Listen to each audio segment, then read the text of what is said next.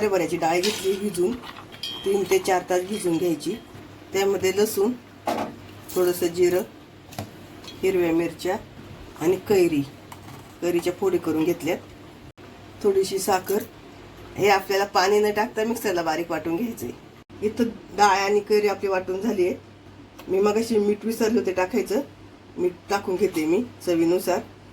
तुम्ही वाटतानाच मीठ टाका, म्हणजे सगळं मिक्स होतं छान. आता इथं आपण मीठ टाकले ते मिक्स करून घेते. तुम्ही विसरता का कधी असं मीठ टाकायला? मला कमेंट करून नक्की सांगा. तेल तापले. तेलामध्ये थोडीशी मोहरी, थोडंसं जिरं. इथं गॅस आपण बंद करणार आहे.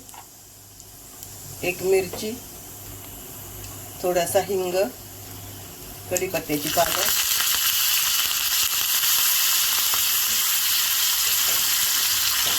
आणि सगळ्यात शेवटी थोडीशी कोथिंबीर. आणि फोडणी आपण या डाळीवर टाकून घेऊ आणि मिक्स करून घेऊया.